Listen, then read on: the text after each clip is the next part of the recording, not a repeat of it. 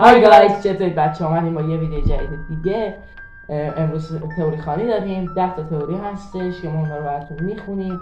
تئوری ترسناک نیستن اکثرا. آره شاید ترسناک هم توش باشه. حالا بریم سراغ اولین تئوری رو بخونیم و ببینیم که چی. اولین تئوری: هر 22 دقیقه یک قاتل در جهان متولد میشود. نه. چرا؟ خب از الان نمیشه عاقبتش هست بودن که هستش. نمیدونم واقعیه. آره نمیدونیم ما واقعیه، ولی احتمال داره باشه. احتمال که نه 100% هست واقعیه. این سوال پس بعد. با صدای بلند کسی را بیدار نکنید. صدا کردن بلند افراد زمانی که در خواب هستند با تغییرات ناگهانی مدیاتورهای عصبی احتمال روانپریشی و سکته را در آنها افزایش می‌دهد. بچه‌ها من نمی‌دونم این مدیاتور درست خوندم یا نه. امیدوارم که درست خونده باشم. اینم بنویس تو کامنت‌ها. من نمی‌دونم. آره فکر کنم درست خوندم. نه که واقعی یا نه اگه روکوس کنه ببینم. حالا باز من نمی‌دونم. به سراغ تئوری بعدی. میگن اگر موقع خواب موهای دست یا بدنتون سیخ بشه یا احساس کنید کسی دور و بر شماست، اینها هشدارهای مغز هستش که سعی داره از شما مراقبت کنه. اگر همچین هشدارهایی رو دریافت کردید هرگز جمع یا افرادی که در کنار شما هستن دور نشوید. اگر هم تنهایید سریع از اون مکان دور شوید. چرا؟ منظورش اینه مثلا جن و ایناست موجود ماورطبیعی یا نه منظورش اینه اتفاقات بدی میفته؟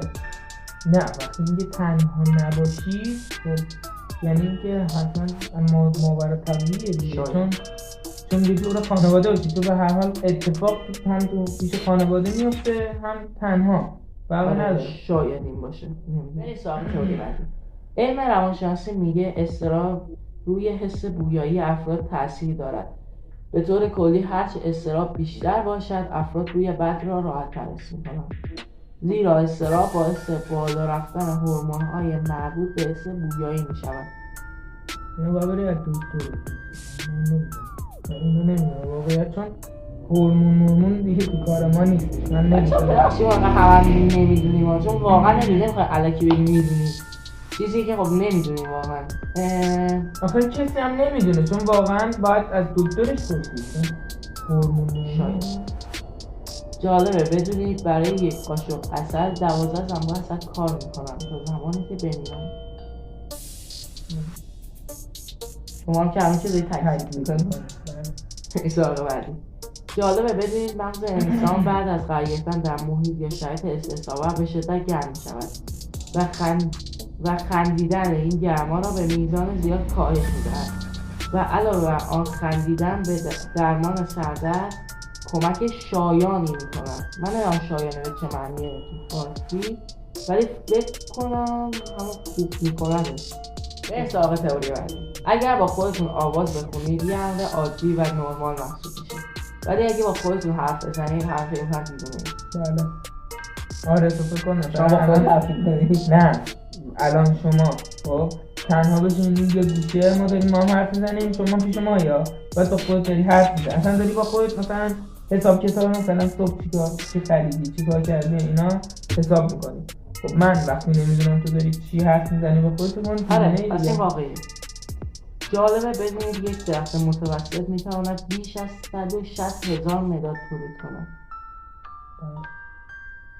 من نمیدونم ولی من تایید میکنم. گفتید تایید کنید. همین واقعیه.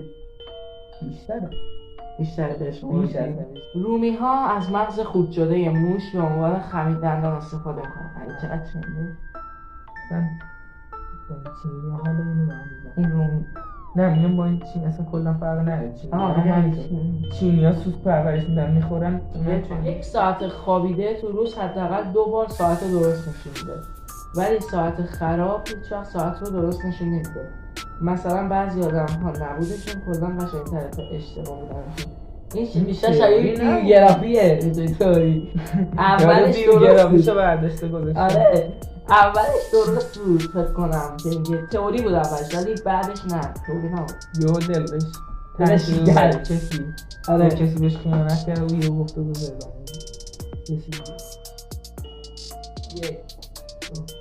های گایز چطوری بچه‌ها اومدیم با یه ویدیو جدید دیگه. این پارت اول تو گفت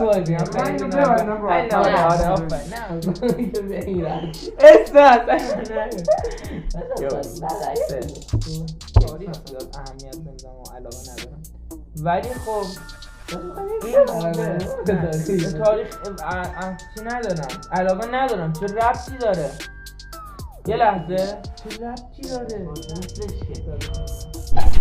وای